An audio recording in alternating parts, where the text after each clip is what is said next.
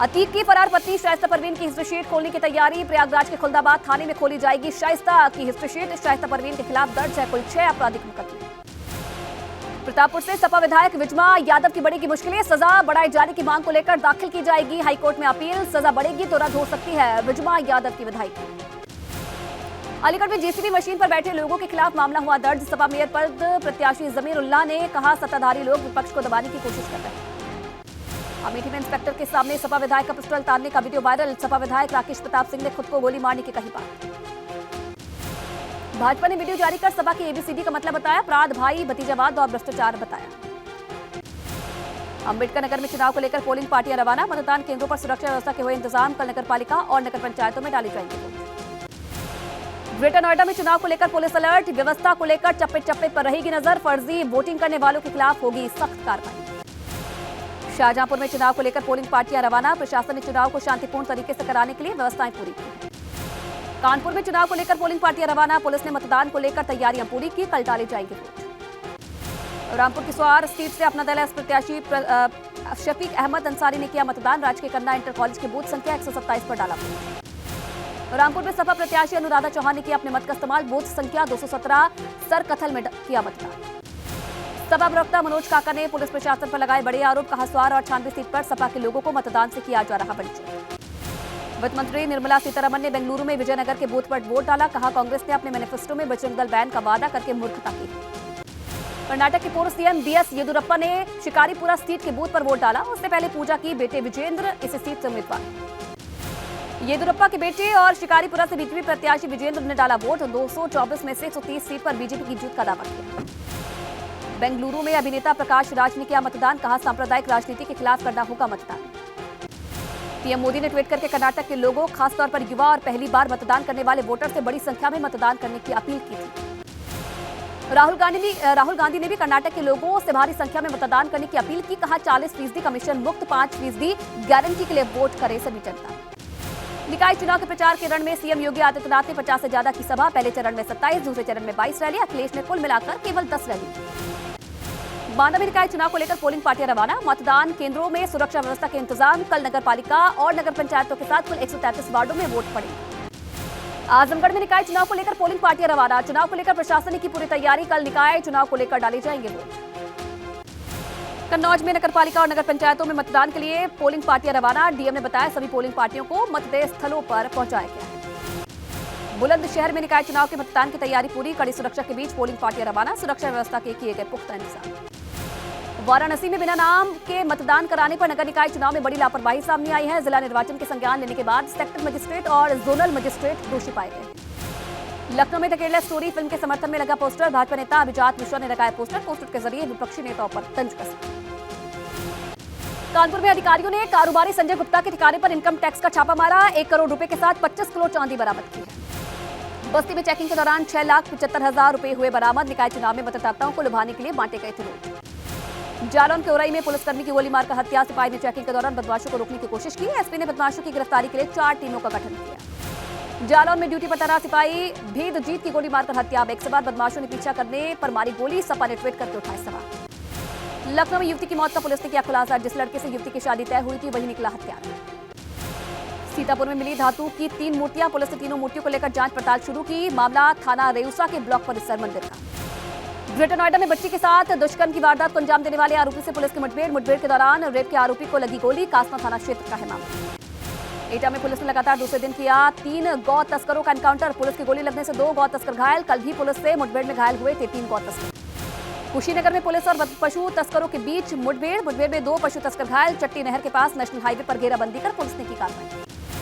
मथुरा में रैली रोकने पर पुलिस टीम पर पथराव। पुलिस की गाड़ियों में तोड़फोड़। 1 दारोगा घायल। महाराणा प्रताप की जयंती पर बिना इजाजत निकाली जा रही थी रैली। गाजियाबाद के ब्रज विहार में संदिग्ध कार से बरामद हुई 5 पेटी शराब। भाजपा का आरोप निर्दलीय प्रत्याशी गुलाब चंद गुप्ता के रिश्तेदार के नाम है गाड़ी। पुलिस मामले की जांच में जुटी।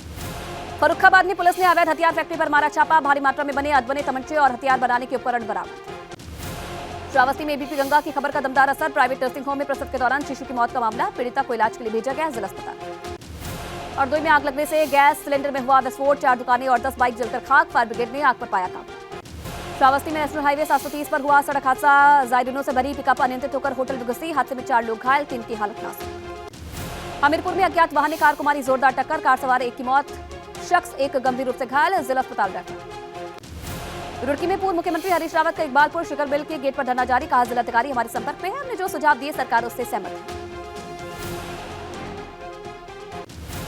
उत्तराखंड में तेज आवाज को लेकर कार्रवाई, कई धार्मिक स्थलों से हटाए गए लाउड स्पीकर, पुलिस ने साफ कहा मानक से ज्यादा आवाज होने पर कड़ी कार्रवाई हुई। उधम सिंह नगर में पुलिस ने लाखों की टायर ठगी के मामले में 3 आरोपियों को किया गिरफ्तार, आरोपियों के पास से 8 लाख रुपए और 16 टायर बरामद। मसूरी पहुंचे उत्तराखंड बाल अधिकार संरक्षण आयोग की अध्यक्ष गीता खन्ना ने मीडिया से बात की, कहा सालाना फीस के नाम पर स्कूल प्रबंधकों की मनमानी पर आयोग ने सख्त कार्रवाई की है। मसूरी में भी महिला पहलवानों के धरने का समर्थन, Mussoorie traders and welfare association समेत कई संगठनों ने मॉल रोड से शहीद स्थल तक निकाला कैंडल मार्च। सरकारी जमीन पर अवैध कब्जे को लेकर एक्शन में विकास नगर प्रशासन, छरबा 3 और शेरपुर में एक मजार को किया ध्वस्त, लोक निर्माण विभाग, राजस्व विभाग और पुलिस टीम ने संयुक्त कार्रवाई की। नयन सिंह रावत की संदिग्ध मौत की गुत्थी सुलझी, श्रीनगर पुलिस ने इस मामले में 3 आरोपियों को किया गिरफ्तार। जोशीमठ में मौसम साफ होने के बाद जवानों ने बर्फ हटाने का काम शुरू किया, 20 मई से हेमकुंड साहिब की यात्रा शुरू होनी है। जोशीमठ में मौसम हुआ सुहावना, मौसम साफ होने से बद्रीनाथ धाम में यात्रियों की संख्या बढ़ी। बड़कोट में यमुनोत्री मंदिर के पास तीर्थयात्रियों की जबरदस्त भीड़ उमड़ी, मंगलवार को यमुनोत्री धाम में पहुंचे 7,108 श्रद्धालु, अब तक कुल 1,13,910 श्रद्धालु पहुंच चुके हैं यमुनोत्री धाम। केदारनाथ धाम की यात्रा करने आए श्रद्धालुओं ने साझा किया अनुभव, बोले ये धाम के पैदल यात्रा मार्ग पर स्वच्छता का रखना चाहिए खास ध्यान, टोकन सिस्टम की व्यवस्था पर श्रद्धालुओं ने खुशी जताई। रुद्रप्रयाग में अभिनेत्री सारा अली खान केदारनाथ धाम के दर्शन करने के बाद वापस लौटी, सारा रविवार को धाम पहुंची थी, इस दौरान उन्होंने तीर्थ पुरोहितों और यात्रियों से भी बातचीत की। गोंडा में नई टेक्निक से बनी सड़क में दर्जनों खामियां, सड़क के ऊपर बिछी डामर 15 दिन में साफ, दूर से दिख रही गिट्टी, कई जगह पड़ी दरार, पहली बार FDR टेक्नोलॉजी से बनी थी सड़क।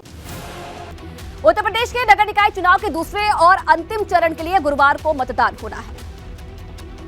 शहर की सरकार चुनने के लिए 11 मई की सुबह 7 बजे से मतदान होना है, जिसके लिए आज पोलिंग पार्टियां अलग अलग जगहों से रवाना कर दी गई। निकाय चुनाव के दूसरे फेज में 9 मंडल के 38 जिलों में वोटिंग होगी, जिसमें कुल 7 नगर निगम, 95 नगर पालिका, 267 नगर पंचायत पद और पार्षद सीटों के लिए चुनाव है। दूसरे फेज की वोटिंग में मेरठ, गाजियाबाद, शाहजहांपुर, बरेली, अलीगढ़, कानपुर, अयोध्या में लोग मेयर के लिए वोटिंग करेंगे, जिसके लिए 6,111 मतदान स्थल और 1,798 मतदान केंद्र बनाए गए हैं। उत्तर प्रदेश के स्पेशल डीजी कानून व्यवस्था प्रशांत कुमार ने मतदान के दौरान प्रदेश में सुरक्षा तैयारियों को पुख्ता बताया। नगर निकाय निर्वाचन 2023 के द्वितीय चरण को के मतदान को सकुशल संपन्न कराए जाने हेतु 1 लाख सिविल पुलिस कर्मियों के अतिरिक्त 76 कंपनी 2 प्लाटून PAC तथा 35 कंपनी CAPF तथा 7,935 पर्यवेक्षणाधीन उप निरीक्षकों को लगाया गया है। नगर निकाय चुनाव के पिछले नतीजों को देखें तो दूसरे चरण में भाजपा और बसपा की साख सबसे ज्यादा दांव पर लगी है। 11 मई को होने वाले 38 जिलों में से भाजपा ने 2017 में 9 जिलों यानी कि इटावा, औरैया, कानपुर नगर, बांदा, चित्रकूट, बलिया, आजमगढ़, मऊ और अयोध्या में नगर पालिका अध्यक्ष की एक भी सीट नहीं जीत सकी थी, जबकि सपा अलीगढ़, कन्नौज, कानपुर देहात, भदोई, सोनभद्र, महोबा, बाराबंकी, सुल्तानपुर, मऊ, बलिया सहित 17 जिलों में एक भी नगर पालिका अध्यक्ष सीट जीतने में कामयाब नहीं हुई थी। तो कल निकाय चुनाव के अंतिम चरण का चुनाव है, उससे पहले भाजपा ने सपा के खिलाफ वीडियो बम फोड़ा है। जवाबी हमला सपा की ओर से भी आया है। ये वीडियो निकाय चुनाव के ठीक एक दिन पहले बीजेपी ने ट्वीट कर सपा पर जबरदस्त हमला बोला है। वीडियो में ABCD के जरिए सपा की पिछली सरकारों को निशाने पर लिया गया है। इसी तरह वीडियो में Z अल्फाबेट तक नई परिभाषा गढ़ी गई है। इस वीडियो के जारी होने के बाद सियासत तेज हो गई है। समाजवादी पार्टी की अखिलेश जी की जो सरकार थी 2007 से 12, उस सरकार के जो भी भ्रष्टाचार थे, जो भी उनके तमाम कारनामे थे, लोगों को आज भी वो याद है, चाहे वो क्राइम हो, चाहे अपराध हो, चाहे वो भ्रष्टाचार हो। भाजपा की वीडियो पर सपा के अध्यक्ष अखिलेश यादव ने भी ट्वीट के जरिए प्रहार किया और लिखा है कि अंग्रेजों का साथ देने वाले अंग्रेजी के अल्फाबेट बोल रहे हैं। सपा का मानना है कि भाजपा ऐसे वीडियो जारी करके खुद की नाकामी छुपा रही है। माननीय अखिलेश यादव जी की बेदाग छवि है, ईमानदार व्यक्तित्व है, समाजवादी पार्टी ने काम करके दिखाए हैं, उन कामों का मुकाबला बीजेपी नहीं कर सकती, इसलिए वो दुनिया भर की CD, दुनिया भर के वीडियो बना के जारी कर रहे हैं। दरअसल आज प्रदेश में 2 विधानसभा सीटों पर उपचुनाव के लिए वोट डाले गए, तो कल 9 मंडलों के 38 जिलों में वोटिंग होनी है। ऐसे में भाजपा का वीडियो और उस पर सपा के पलटवार ने सियासी हलचल बढ़ा दी है। निकाय चुनाव प्रचार का दौर मंगलवार को ही खत्म हो चुका है। सभी पार्टियों ने प्रचार में कहीं कोई कोर कसर नहीं छोड़ी, लेकिन सपा अध्यक्ष ने एक जगह से पूरी तरह से दूरी बनाई रखी। निकाय चुनाव में सपा सुप्रीमो अखिलेश यादव भले ही यूपी के सभी जिलों का लगातार दौरा कर रहे थे, लेकिन उन्होंने आजमगढ़ में न तो कोई चुनावी जनसभा की और न ही कोई प्रचार किया। दूसरी तरफ भाजपा ने आजमगढ़ में भगवा परचम फहराने के लिए अपनी पूरी ताकत झोंक दी। खुद मुख्यमंत्री योगी आदित्यनाथ ने जनसभा की, साथ ही पार्टी के वरिष्ठ पदाधिकारियों से लेकर कैबिनेट मंत्री तक आजमगढ़ में जनसंपर्क करते देखे गए। 2022 के विधानसभा चुनाव में जब पूरे प्रदेश में भाजपा की लहर थी, उस समय भी आजमगढ़ की जनता ने सपा के खाते में सभी 10 विधानसभा सीटों को दिया, यानी 10 सीटों पर सपा की जीत हुई। हालांकि अखिलेश यादव के इस्तीफे के बाद खाली हुई आजमगढ़ की लोकसभा सीट पर उपचुनाव हुआ, जिसमें भाजपा की जीत हुई, जिसके बाद से सवाल उठने लगे हैं कि आखिर अखिलेश ने आजमगढ़ से दूरी क्यों बनाई। इधर भाजपा ने अखिलेश के फैसले पर सवाल करने भी शुरू कर दिए हैं। आजमगढ़ अब वो युद्ध भूमि है जहाँ से मात खाने के बाद अब वो भागे हुए हैं और हमारी सेना उनका पीछा कर रही है। आजमगढ़ की बात ही नहीं, अब वो कहीं नजर नहीं आएंगे। भाजपा के सवालों पर सपा बैकफुट पर है और बचाव की मुद्रा में दिखाई दे रही है। एक कार्यकर्ता ने मजबूती से चुनाव लड़ा है और उसमें हमारा दिशा निर्देशन हमारे राष्ट्रीय अध्यक्ष जी लगातार उसकी मॉनिटरिंग करते रहे। जहां जिसकी जरूरत हुई वो वहां गए। माननीय अखिलेश यादव जी लगातार लोगों के बीच में है और लगातार इस बीजेपी से लड़ाई लड़ रहे हैं। हेमकुंड साहिब की यात्रा के दौरान भारी बर्फबारी परेशानी का सबब बन सकती है, क्योंकि यहाँ अधिक बर्फबारी होने से यात्रा की तैयारियां यहाँ पर बवाल पड़ गया है। लेकिन राहत की बात यह है कि एक बार फिर से मौसम साफ होने पर बर्फ हटाने का काम शुरू हो गया है। हेमकुंड साहिब की यात्रा शुरू होने में अब 10 दिन का वक्त बचा है, लेकिन भारी बर्फबारी की वजह से परेशानी बढ़ती जा रही है, क्योंकि मोटी बर्फ की परतों को हटाने में काफी समय लग रहा है। पूरे हेमकुंड में पिछले कई दिनों से रुक रुक कर बर्फबारी हो रही है। इसकी वजह से यात्रा की तैयारियां बाधित हो रही है। हेमकुंड यात्रा पैदल मार्ग से लेकर गुरुद्वारा के पास तक बर्फ की बर्फ है। कई जगह पर 10 फीट की बर्फ जमी हुई है। सेना के 38 जवान बर्फ हटाने का काम कर रहे हैं। अटलाकोटी में जवानों ने ग्लेशियर को काटकर 4 फीट का रास्ता बनाया है। फौजियों के अलावा ट्रस्ट के सेवादार भी बर्फ हटाने में जुट गए हैं। इस साल अप्रैल और मई महीने में भी हेमकुंड साहिब में बर्फबारी हुई और इसलिए हेमकुंड साहिब अभी तक काफी बर्फ यहाँ पर जमी हुई है और यही वजह है कि हेमकुंड परिसर में अभी भी बर्फ में घिरा नजर आ रहा है। 20 मई को हेमकुंड साहिब के कपाट खुलने हैं, मगर अभी तक हेमकुंड साहिब में जमी बर्फ पिघली नहीं है। जिससे बड़ा सवाल यही है कि क्या इतनी बर्फ को समय रहते हटा लिया जाएगा या फिर गुरुद्वारा कमेटी को इसी बर्फीले माहौल के बीच यात्रा शुरू करवानी पड़ेगी। तो निकाय चुनाव के दूसरे चरण के लिए कल वोट डाले जाएंगे। दूसरे चरण में 38 जिलों के मतदाता अपने मताधिकार का इस्तेमाल करेंगे। चुनावी प्रक्रिया और बूथ तक नजर रखने के लिए भाजपा ने बड़ी तैयारी की है। ये है भाजपा का वॉर रूम, जहां से भाजपा का पूरा मैनेजमेंट जांचा और परखा जा रहा है। दूसरे चरण में अधिक से अधिक मतदाता वोटिंग सेंटर तक पहुंचे। इसके मैनेजमेंट में वॉर रूम पूरी तरह से जुटा हुआ है। एक एक मंडल की फाइल टेबल पर दिखाई दे रही है, जिस पर गहनता से काम हो रहा है। भाजपा के इसी वॉर रूम पर समन्वय विभाग, प्रचार विभाग, बूथ विजय अभियान कक्ष, प्रकोष्ठ और मोर्चा के साथ समन्वय कर कार्यक्रम कराने की भी जिम्मेदारी है। ब्रिज क्षेत्र, अवध क्षेत्र, गोरखपुर क्षेत्र, 6 क्षेत्रों में जिस तरह से उत्तर प्रदेश में संगठन है, अलग अलग क्षेत्र की ये फाइलें हैं, उसको लेकर टीम काम कर रही है। इस वॉर का पूरा मैकेनिज्म कैसे काम करता है, एबीपी गंगा के कैमरे पर भाजपा के प्रदेश महामंत्री संजय राय ने पूरे विस्तार से बताया। लोगों को जो है कि घर घर जाके पर्ची बांटना हो, बूथ पर बैठक करना हो या सामाजिक संपर्क हो, सारे प्रकार के कार्यक्रमों का करने का काम पार्टी जो है उसको संचालित करने का, उसको व्यवस्थित करने का काम इसी वॉर रूम से पार्टी करती है। चुनाव निकाय का हो, विधानसभा का हो या फिर लोकसभा का, भाजपा का चुनावी मैनेजमेंट तगड़ा होता है। ये वॉर रूम में इस बात की तस्दीक भी करता है। तो रामपुर के स्वार और मिर्जापुर की 96 विधानसभा सीटों पर उपचुनाव शांतिपूर्ण तरीके से संपन्न हो गया। अब इंतजार 13 मई का है, जब दोनों सीटों पर जनता का जनादेश सामने आएगा।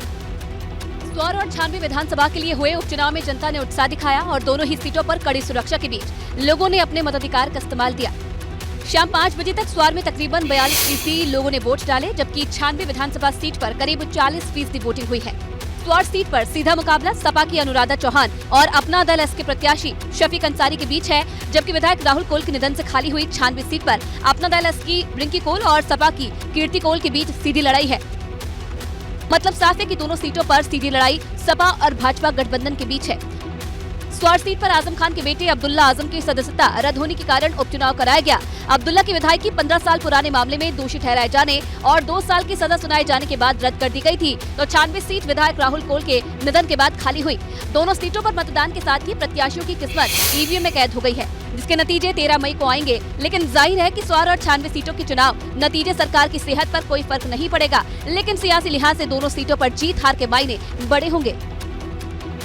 तो माफिया अतीक की पत्नी शाइस्ता परवीन को लेकर हर रोज नए खुलासे हो रहे हैं। हर रोज नए लोकेशन की बातें भी सामने आ रही है और अभी तक वो पुलिस की पकड़ से बाहर है। लेकिन अब शाइस्ता के लिए पुलिस ने बड़े एक्शन की तैयारी कर ली है। पेशपाल हत्याकांड के 75 दिनों बाद भी शाइस्ता परवीन को पकड़ने की पुलिस की हर कोशिश नाकाम है। माफिया करार दिए जाने के बाद शाइस्ता परवीन की अब हिस्ट्री शीट खोले जाने की तैयारी है। माफिया के साथ ही अब शाइस्ता हिस्ट्री शीट भी बनेगी। प्रयागराज के खुलदाबाद थाने में शाइस्ता की हिस्ट्री शीट खोली जाएगी। खुलदाबाद थाने में ही अतीक अहमद की भी हिस्ट्री शीट खोली गई थी। तौर पर कहा जा सकता है कि उमेश पाल शूटआउट केस के बाद अतीक अहमद के पूरे कुनबे पर कानून का शिकंजा लगातार कसता जा रहा है और ऐसे में जब अब अतीक अहमद की पत्नी शाइस्ता परवीन की हिस्ट्री शीट खोले जाने की तैयारी की जा रही है, तो आने वाले दिनों में शाइस्ता की मुश्किलें बढ़ना तय है। शाइस्ता परवीन के खिलाफ कुल 6 आपराधिक मुकदमे दर्ज हैं। आधा दर्जन आपराधिक मुकदमे के आधार पर शाइस्ता की हिस्ट्री शीट खुलेगी। अतीक अहमद की हिस्ट्री शीट का नंबर 53A था। हिस्ट्री शीट बनने के बाद अग्रिम जमानत पाने और भविष्य में आपराधिक मामलों में जमानत पाने में मुश्किल आएगी। उमेश पाल शूटआउट केस में शाइस्ता परवीन नामजद आरोपी है। शाइस्ता पर 50,000 रुपए का नाम घोषित है। प्रयागराज पुलिस ने 2 मई को धूमनगंज थाने में दर्ज एक FIR में शाइस्ता परवीन को माफिया बताया है। शाइस्ता पर उमेश पाल और 2 सरकारी गनर की हत्या के साथ ही बेटे अली का फर्जी आधार कार्ड बनवाने, तथ्यों को छुपाकर असलहे का लाइसेंस लेने और अवैध असला रखने जैसे गंभीर मामलों में आपराधिक मुकदमे दर्ज हैं। पुलिस का मानना है कि शाइस्ता परवीन आदतन अपराधी है। तो अखिलेश यादव ने पुलिस की तरफ से अतीक अहमद की पत्नी शाइस्ता परवीन को माफिया घोषित किए जाने पर अब सवाल खड़ा कर दिया। यूपी निकाय चुनाव का शोर मंगलवार शाम 5 बजे थम गया। चुनाव प्रचार के अंतिम दिन सपा अध्यक्ष अखिलेश यादव कानपुर में थे। इस दौरान सपा अध्यक्ष ने अतीक अहमद की पत्नी शाइस्ता परवीन को FIR कॉपी में माफिया बताए जाने पर सवाल उठाया। ये पुलिस की भाषा नहीं है, ये बीजेपी की भाषा है। एक महिला को इस तरह कहना, ये बीजेपी की भाषा है, मुख्यमंत्री की भाषा है। इस बयान के बाद यूपी में माफिया को लेकर नई बहस शुरू हो गई। क्या महिला को माफिया कह सकते हैं? समाजवादी पार्टी ने अखिलेश यादव के इस बयान पर अलग तर्क दिया है। आदरणीय अखिलेश यादव जी ने कहा कि भारतीय जनता पार्टी की माफिया की परिभाषा बदल गई है। एक महिला को माफिया कहते हैं और जो माफिया है उससे उनके विधायक चंदा ले। भारतीय जनता पार्टी ने अखिलेश यादव के बयान और उनके बयान पर समाजवादी पार्टी के डिफेंस पर कड़ी प्रतिक्रिया दी है। उमेश पाल की पत्नी के साथ सहानुभूति नहीं होती है। तमाम निर्दोषों को विधवा बनाने का जो कुकर्म जिस गिरोह ने किया, उस गिरोह के साथ इतनी अधिक सहानुभूति यह बताती है कि अखिलेश यादव माफिया के तुष्टीकरण पर आमादा है। उमेश पाल हत्याकांड में अतीक की पत्नी शाइस्ता फरार चल रही है। शाइस्ता परवीन पर 50,000 का इनाम भी घोषित है। प्रयागराज पुलिस ने इस सप्ताह दर्ज कराए मुकदमे में शाइस्ता को माफिया बताया था। तो अखिलेश यादव की तरफ से अतीक अहमद की पत्नी को माफिया घोषित करने पर सवाल भी उठा है और इधर देखिए समाजवादी पार्टी के विधायक विजमा यादव की भी अब मुश्किलें बढ़ने वाली हैं। उत्तर प्रदेश का अभियोजन विभाग जल्द विजमा यादव की सजा बढ़ाए जाने की मांग को लेकर जल्द ही हाईकोर्ट में अपील दाखिल करने वाला है। दाखिल अपील करने के लिए विभाग ने यूपी सरकार से मंजूरी भी मांगी है। अभियोजन विभाग का मानना है कि अपील दाखिल होने की स्थिति में विजमा यादव की सजा बढ़ जाएगी और उनकी विधानसभा सदस्यता निरस्त हो जाएगी। गौरतलब है 21 सितंबर 2000 में दोपहर 2 बजे सरसों पुलिस चौकी के सामने श्याम बाबू के 7 साल के बेटे आनंद की सड़क दुर्घटना में मौत हो गई थी। इसके बाद लोगों ने आनंद के शव को लेकर सड़क जाम कर दिया। भीड़ में कई लोग असलहे से लैस थे, जिन्होंने दोपहर 2:30 बजे प्रयागराज के सराय इनायत इलाके में पुलिस पार्टी पर हमला किया था। इसमें पुलिस वालों को चोटें आई थी। इसका आरोप विजमा यादव समेत दूसरे लोगों पर लगा था। फरवरी में इसी मामले पर विजमा यादव को MP MLA स्पेशल कोर्ट ने 1.5 साल की कैद, 1 लाख का जुर्माना ये सजा सुनाई थी। चूँकि 2 साल से कम सजा होने की वजह से विजमा यादव की विधायकी को कोई खतरा नहीं हुआ। ऐसे में अभियोजन विभाग कोर्ट से सजा बढ़वाने में कामयाब रहा तो विधानसभा में सपा विधायकों की संख्या कुल 108 ही रह जाएगी। मणिपुर हिंसा में फंसे उत्तर प्रदेश के छात्रों को प्रदेश वापस लाने का काम यूपी सरकार ने शुरू कर दिया है। इम्फाल से मंगलवार शाम को यूपी के 62 छात्रों को लेकर एक फ्लाइट दिल्ली के इंदिरा गांधी एयरपोर्ट पहुंची। पहले जत्थे में शामिल 62 छात्रों ने दिल्ली एयरपोर्ट पर पहुंचकर राहत की सांस ली। पहले जत्थे में आए छात्रों को दिल्ली से बसों से उनके घर तक भेजा गया। कुछ छात्र मणिपुर से सीधे दिल्ली एयरपोर्ट पहुंचे, जबकि दूसरों को गुवाहाटी और कोलकाता के रास्ते दिल्ली लाया गया। मणिपुर से वापस लौटे छात्रों में सबसे ज्यादा संख्या लखनऊ के छात्रों की है। प्रयागराज के 6 छात्रों ने घर वापसी की है तो गौतम बुद्ध नगर के 5 छात्र वापस आए हैं। लखनऊ के आलमबाग बस अड्डे पहुंची बस में लखनऊ समेत दूसरे जिलों के छात्रों ने सरकार का धन्यवाद किया और वापस अपने घर आकर मणिपुर के हालात बयां किए। बाहर का माहौल जैसा मैं देख पा रही थी उस हिसाब से काफी खराब था, क्योंकि स्मोक वगैरह सब दिख रहा था हमको उड़ता हुआ, फायर वगैरह सब दिख रहा था। उत्तर प्रदेश सरकार ने मणिपुर में फंसे छात्रों के लिए एक हेल्पलाइन शुरू की है, जिस पर प्रदेश के 136 छात्रों के होने की सूचना मिली। यूपी सरकार के अनुरोध पर मणिपुर सरकार भी यूपी के छात्रों को एयरपोर्ट तक सुरक्षित पहुंचाने में मदद कर रही है। वही फिल्म द केरला स्टोरी को लेकर अब देश भर में सियासत शुरू हो गई है। विपक्ष ने भाजपा पर इस फिल्म को प्रोपेगेंडा के तौर पर पेश करने का आरोप लगाया है, तो वहीं अब भाजपा ने विपक्ष पर पोस्टर वार शुरू कर दिया है। राजधानी लखनऊ के हनुमान सेतु मंदिर के पास लगा ये वही पोस्टर है जिसे भाजपा ने फिल्म द केरला स्टोरी के समर्थन में लगाया है, जिसमें पश्चिम बंगाल की मुख्यमंत्री ममता बनर्जी, कांग्रेस नेता राहुल गांधी और AIMIM के प्रमुख असदुद्दीन ओवैसी की तस्वीर चस्पा की गई है, जिसमें सभी विपक्षी नेताओं को फोन पर बात करते हुए दर्शाया गया है और उन पर तीखा तंज भी कसा गया है। पोस्टर में सबसे ऊपर लिखा गया है कि शागिर्दों, इन काफिरों की फिल्म को किसी भी तरह बैन करवाओ। पश्चिम बंगाल की मुख्यमंत्री ममता बनर्जी को ये कहते हुए लिखा गया है कि आका, मैंने बंगाल में फिल्म बैन कर दी है। कांग्रेस नेता राहुल गांधी को कहते हुए दिखाया गया है कि yes sir, I am trying my best. Akhilesh Yadav के आगे लिखा है, आका, विरोध तो कर रहा हूँ लेकिन बुलडोजर से डर रहा हूँ। वहीं AIMIM के नेता असदुद्दीन ओवैसी के आगे लिखा है, हुजूर, न सरकार सुन रही है न अदालत सुन रही है। विपक्षी नेताओं पर तस्वीर के जरिए विरोध करने का ये पोस्टर भाजपा महामंत्री अभिजात मिश्रा ने लगाया है। ABP गंगा ने जब उनसे बात की तो उन्होंने विपक्ष के विरोध को शर्मनाक बताया और एक बार फिर से फिल्म को समर्थन देने की बात कही। आत्मचिंतन की जरूरत है इन लोगों को। अगर देश रहेगा तो आपकी राजनीति भी चलेगी। हालांकि विपक्ष का कहना है कि फिल्म द केरला स्टोरी एक विशेष समुदाय के खिलाफ है और जानबूझकर नफरत फैलाने के लिए बनाया गया है, इसलिए वो फिल्म को बैन करने की मांग कर रहे हैं। इधर गोंडा में एक सड़क इन दिनों सुर्खियों में है। एक खास तकनीक से बनाई जा रही है। जिस सड़क की मजबूती के दावे किए जा रहे थे वो सड़क ऐसी है कि जो चाहे डोर मैट की तरह इसे हाथ में टांग। सड़क पर ये कोई मैट नहीं बिछाई गई है जो हाथ से उठाते ही पूरी तरह हाथ में उठ जा रही है। ये पूरी सड़क है जिसे जब कोई चाहे हाथ में उठा ले। अंदाजा लगाना मुश्किल नहीं है कि कटरा प्रखंड में किस तरीके से 9 करोड़ रुपए की लागत से ये सड़क बनाई गई है। एक खास तरह की तकनीक FDR टेक्नोलॉजी से ये सड़क बनाई जा रही है, जिसका ठेका निर्भय कंस्ट्रक्शन को दिया गया है। लेकिन सड़क की सच्चाई क्या है ये सबके सामने है। तो गांव है, गांव की सड़क को RCC बनाया जाएगा, इसके लिए प्राइमरी लेयर बनाई गई थी, लेकिन कुछ लोगों द्वारा सड़क को उजाड़ा गया था और उसका वीडियो सोशल मीडिया पर वायरल किया गया था। फिलहाल पूरे मामले पर PWD के जो उच्च अधिकारी हैं उन्होंने कैमरे के सामने तो कुछ नहीं बोला, क्योंकि साफ साफ कहना है कि जो सड़क है वो मानक के अनुरूप बनाई गई है, अच्छी क्वालिटी का बनाया गया है। सड़क की सच्चाई जानने के लिए जब ABP गंगा की टीम ने PWD के अधिकारियों से संपर्क करने की कोशिश की तो कैमरे के सामने कोई भी मुंह खोलने को तैयार नहीं था। अब इस सड़क पर सियासत भी शुरू हो चुकी है। गोंडा के इस सड़क का वीडियो अटैच करते हुए अखिलेश यादव ने ट्वीट किया है और भाजपा सरकार पर तंज कसा है। अखिलेश ने अपने ट्वीट में लिखा है कि अब जनता भ्रष्टाचार भाजपा सरकार को उखाड़ फेंकेगी। पीएम मोदी बुधवार को राजस्थान दौरे पर पहुंचे। पीएम मोदी ने नाथद्वारा में 5,500 करोड़ रुपए से अधिक की विकास परियोजनाओं की शुरुआत की। इस कार्यक्रम के दौरान एक अजीबोगरीब वाक्य देखने को मिला। प्रोटोकॉल के तहत कार्यक्रम का हिस्सा बने राजस्थान के मुख्यमंत्री अशोक गहलोत को मोदी के नारों का सामना करना पड़ा। कांग्रेस नेता मुख्यमंत्री अशोक गहलोत भी प्रधानमंत्री मोदी के साथ इस कार्यक्रम में मौजूद थे। लेकिन जैसे ही गहलोत मंच से संबोधन के लिए खड़े हुए, लोगों ने नारेबाजी शुरू कर दी। अपनी कुर्सी छोड़कर माइक की तरफ बढ़े गहलोत को देखकर लोग जोर जोर से मोदी के नारे लगाने लगे। हमारे माननीय राज्यपाल, यही नहीं, गहलोत का भाषण शुरू होने पर लोगों ने आवाज और तेज कर दी। ये सब देखकर प्रधानमंत्री मोदी को खुद मोर्चा संभालना पड़ा और उन्होंने मंच से ही लोगों को शांत कराने की कोशिश की। इससे पहले प्रधानमंत्री नरेंद्र मोदी उदयपुर के नाथद्वारा पहुंचे। हेलीपैड पर राज्यपाल और मुख्यमंत्री अशोक गहलोत ने उनका स्वागत किया। मुलाकात के दौरान पीएम मोदी और सीएम गहलोत ने एक जैसे कपड़े पहने हुए थे। दोनों ने सफेद कुर्ता पैजामा और जैकेट पहना हुआ था। दोनों ही नेता एक दूसरे से गर्मजोशी से मिले। दोनों की मुलाकात की तस्वीर के सामने आने के बाद राजनीतिक गलियारों में चर्चाएं भी शुरू हो गई है।